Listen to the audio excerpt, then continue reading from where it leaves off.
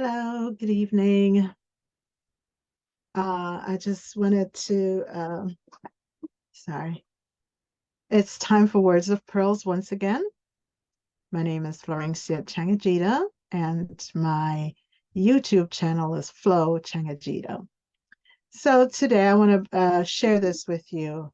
Today at church, one of my church members, Edmundo, he talked about the geese and when they're flying south and the V formation.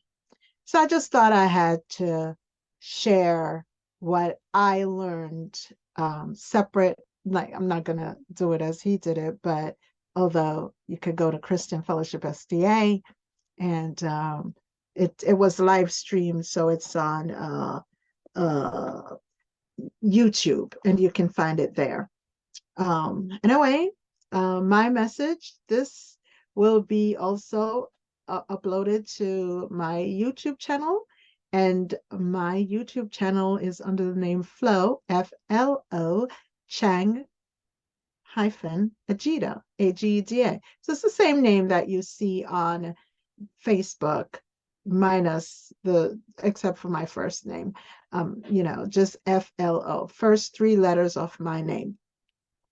My first name. And so if you want to share it with someone who's not on Facebook, then you can go to my YouTube channel and do so. So as he was talking about the geese and the V formation, and um, why why do they fly in the V formation? Well, it is stated that they fly in the V formation. There's a leader to the pack, right? Usually there is one leader. Now, the leader tends to be one that has a strong wind flap, right? So is the leader is more experienced, meaning an older geese, goose, an older goose would be the leader of these geese, right? Uh, it's the older one also is also stronger, which reminds me, a lot of in our society, we tend to think that when a person is older, that they're weaker. And we live in such an ageist society that a lot of times we tend to dispel or, just ignore those who are older and to think that there's no wisdom there, even if they're not strong enough. But, the Bible actually says as we grow older, we ought to grow stronger. And so I find it just amazing that animals like the geese and trees, the older trees, are the trees that produce more oxygen. The older trees do so much more. And so I find it interesting that God said in his word, and I think this is how we ought to be. So as we get older, we too ought to be stronger.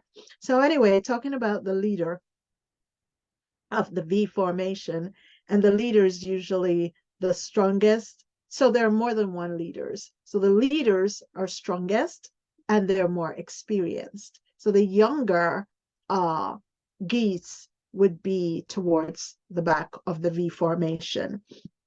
Also, they conserve energy when they fly in the V formation. Each bird would fly a little slightly higher than the bird that is in front of them. And this pushes the air so that they don't have to work as hard. So the birds that are in back don't work as hard as the front the lead goose, right? So the rest of the geese are basically going along with the flow that the other birds in front of them give. And so each bird behind flap their wings less. So that makes them less stressed, less tired. And this is why the leader, when the lead goose gets tired, falls back, goes to the back of the formation, and allows the next strongest bird to come up and take lead. That way they can push forward. Now, wouldn't it be nice if we could do this? Like when we have projects and things to do, that the lead person who's been, sometimes a person is doing a certain project, or a yearly project, or events, and that person keeps going and going and going, and the rest of the folks sit behind thinking, yeah, no, it's fine, you go ahead. No, that person at times will get tired. We're here to help each other, and sometimes another person can take the lead for one event, 1 year, or whatever it is, so that the person who's leading can get some rest, right? Can be there to be carried along and to be a part of the support team.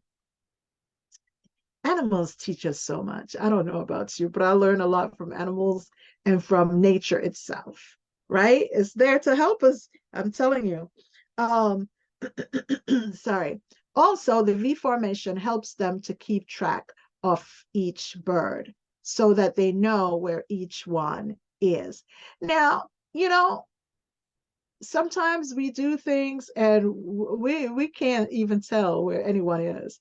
Like, we should be as organized.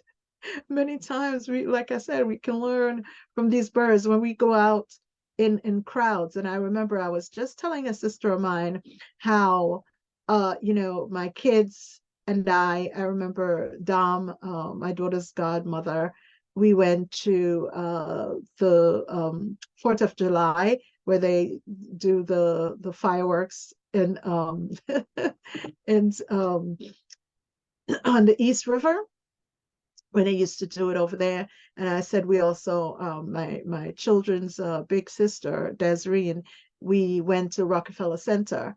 Now, we had to have a strategy, because if you've never gone there, if you've gone, you know how crowded these two events can be.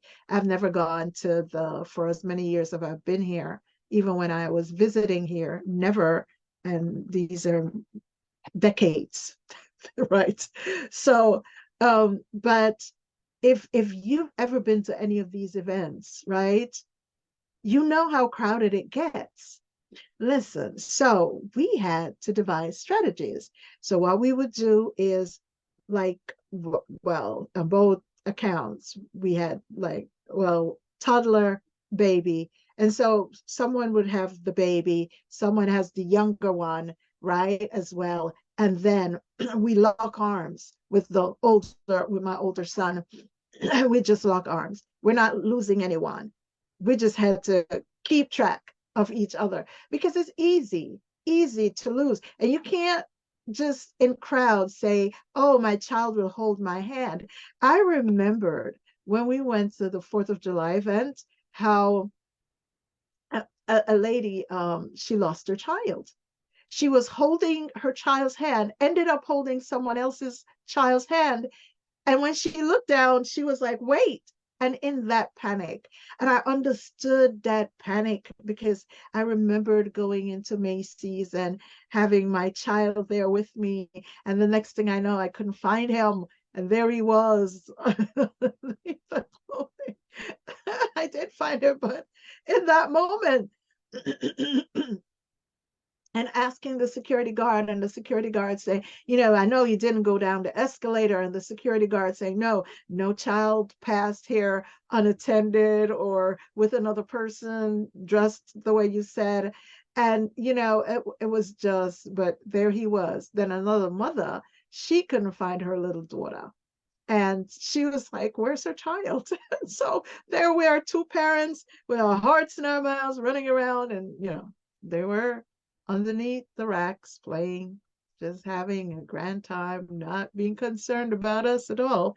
But I say that to say, when we're going places, just the same way when we're having a convoy, we're going out of state, we're going someplace. There are times when our church groups would go. And back then, when there were no phones, no cell phones, we had the maps. We just used to travel together, keep the light blinking so that you can follow. And if someone drove faster and went, that hopefully the pack would slow down or pull off to the side and wait until the person who was potentially lagging behind got caught up.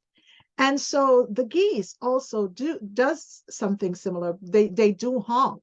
They use honking as a way to coordinate one position shifts. So when the lead goose gets tired, there's a honk. And so they know that, oh, there's a change of shift. It's your turn to move up. And this one is that leader will be going to the back. They also use that to encourage each other to keep up the pace, stay with it. So when other geese are lagging behind, they would honk to say, come on, we can do this. It's a long run, but we'll do it. We'll stop when we need to stop, but we're going to make it. And so I think we do too. Humans need encouragement in life as parents, as coworkers, as bosses, as employees, in whatever we do in life, we do need encouragement because sometimes, lots of things are happening. And so we do need to hear those words of encouragement saying you're doing a good job, or you can do it this way. I love how you did this. However, you ever considered this, that kind of a thing, or keep it going, or whatever it is you think can enhance. So it's good to always encourage the children while they're in school, encourage them as they do their chores, as they try to join you in the kitchen to cook. Encourage your children and encourage the parents as well. Encourage, and parents should encourage parents in parenting groups. And as parents, some folks are at different stages of parenting. So at whatever stage, if you've gone through that stage already, just encourage the younger parents with their children to let them know they'll get through it. That child crying through the night, you won't lose your mind. You won't pull out every hair on your head. When your child is sick and you don't know what to do, you won't fall apart. You'll be strong. Yes, you will. And you both will make it through. So there's that. They also honk to suggest threats. So if there's immediate threat is in the area, the honk is louder. A more softer honk means that there that there is no immediate threat. Sorry, a more a softer honk is just a warning that there's maybe a hawk.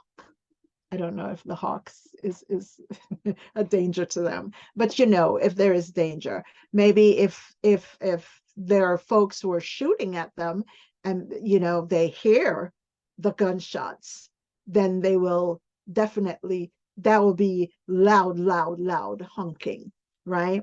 So the other thing is, as I talked about gunshots, is whenever one gets injured or shot out of the sky, sometimes they get shot out of the sky, they're not killed, but they're injured.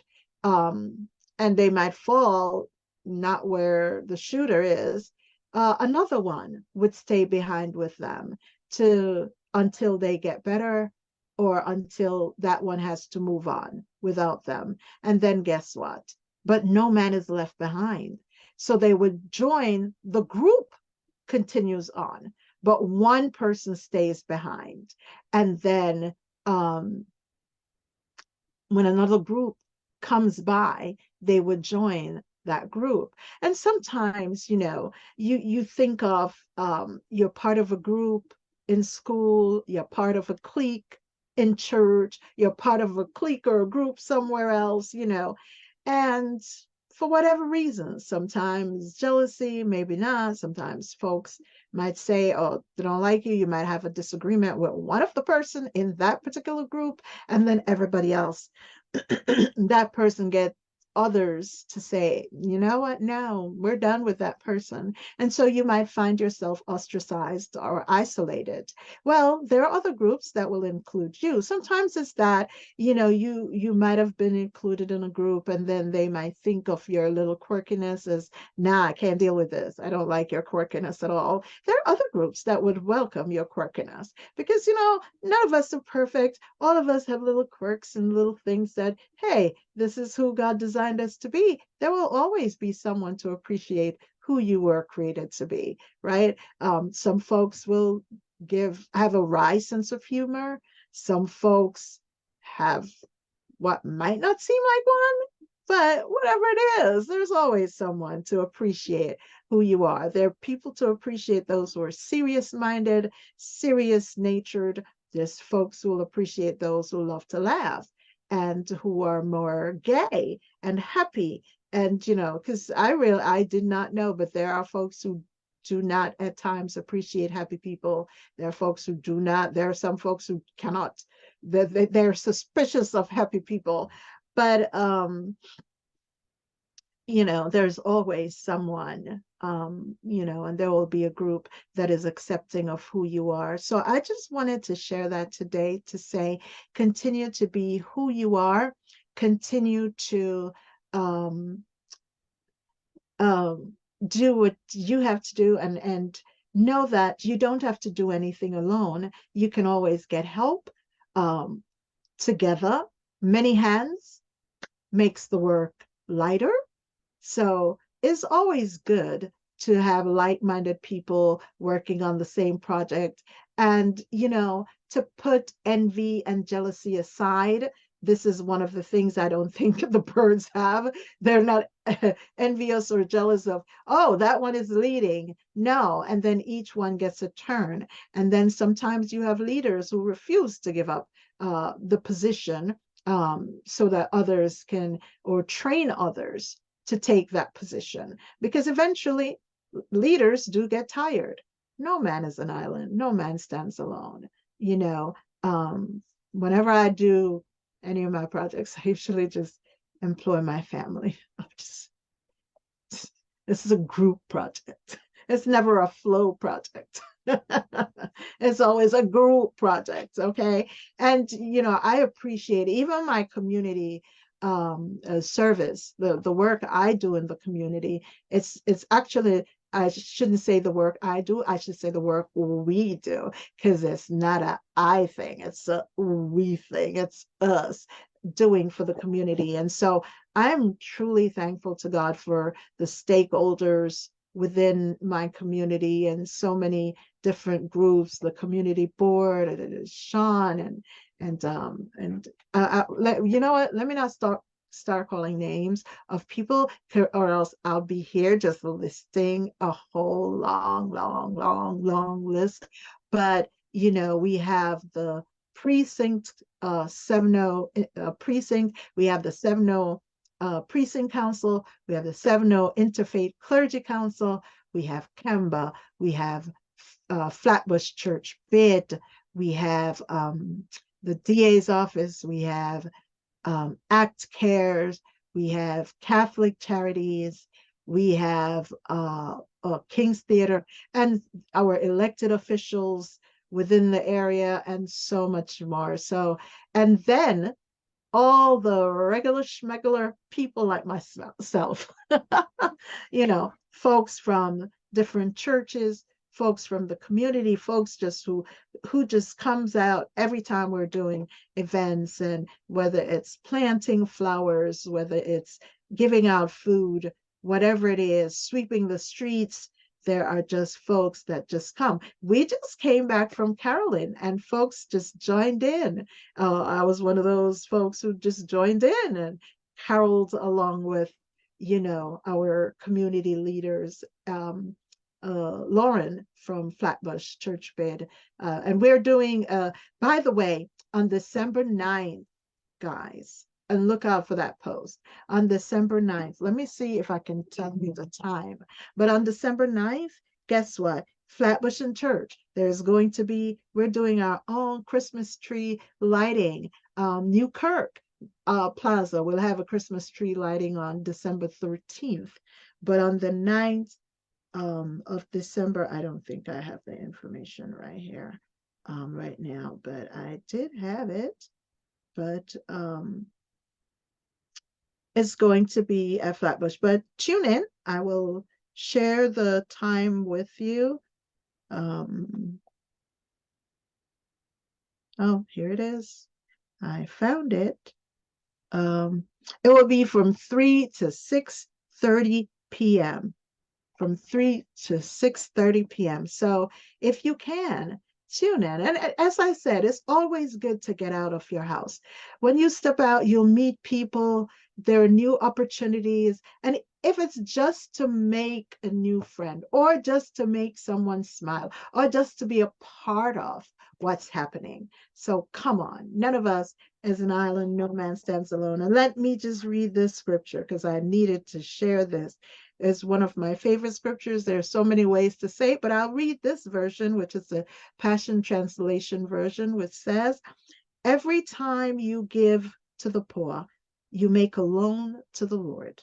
Don't worry, you'll be repaid in full for all you've done. And the other version that we all know is, those who pity the poor lends to the Lord, and he does repay. So listen, we're not created to be isolated or to be alone. For if one falls, who will lift that one up, right? We need at least another person there. So remember that as we go along in these festive times. So have a wonderful evening, everyone. And know that I do love you guys. And God the Father, God the Son, God the Holy Spirit love all of us so much more. Remember, every time you make the V formation, what are you doing? Reminding that we need others to help us along our life's journey in order to have a successful um, walk on our life's journey. We need to help each other along. Sometimes we have to put our arm around the other to just carry them along. For those who are grieving, sometimes we need to embrace each other, just cry along with each other, or make a crying person smile, hold a hand and carry them along.